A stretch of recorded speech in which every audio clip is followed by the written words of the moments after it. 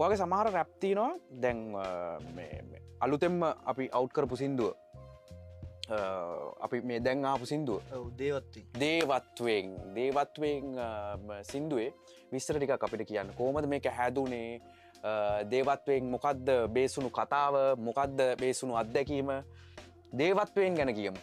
මේ දේවත්වයෙන් කියන්නේ දැන් මම මගේ ජීවිතේ එක කාලවකවානු තමයි මම මේ ඉන්ඩස්ට්‍රි ආපු හැම රැප් එකකින්ම කරගෙන ආවේ.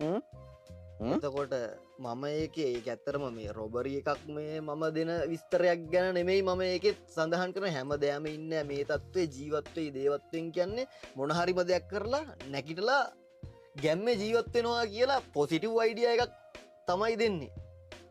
හැම සින්දුවකම ගොඩක් වෙලාවට මේ ජීවිතේ නෙගටිව් අත්දැකීම් ගත්තට එන්ඩ් එකේදී ප්‍රභා ගොඩක් වෙලාවට try කරනවා පොසිටිව් වයිබ් එකක් මේ රැප් අහන අයට දෙන්න.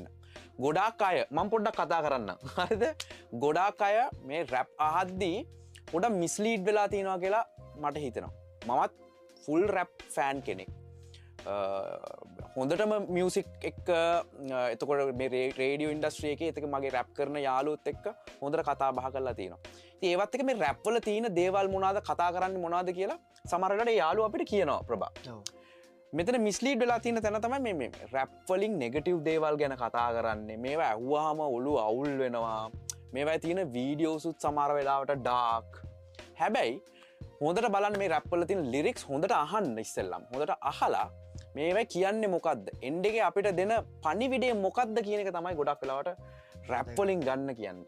මම නම් කියන්නේ ඇඩ්වයිස් එක ඒක. ඒ අතරතුරේදී ඒ ප්‍රොඩක්ෂන් එක ඒ සින්දුවේ මෙලඩිස් එන්ජොයි කරන්න පුළුවන් ෆීල් කරන්න පුළුවන්. මොකද හිතන්නේ ඒක? ඒක තමයි ඇත්ත කතාව. කතන්දරේ ඕක තමයි. කතන්දරේ ඕක තමයි. ඒ කියන්නේ අපි මනුස්සයෙක්ට හොඳ දෙයක් දෙන්න ඕන. ඒ කියන්නේ මම ස්ටාර්ට් එකේම ඇත්තටම මටත් වැරදුනා. ඒ කියන්නේ එතකොට මට අවුරුදු දැන් මට අවුරුදු 32ක්.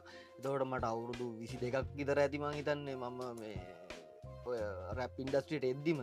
එතකොට අපිටත් ඉතින් අර පොඩ්ඩක් දැඟලිල්ල කියන එක එතකොට තිබුණා. ඉතින් මම හිතන්නේ දැන් යන කල්චර් එකේ හැටියටත් මම දකිනවා ඒ වයස් කණ්ඩේ කට්ටිය ඒ විදිහට කරගෙන එනවා.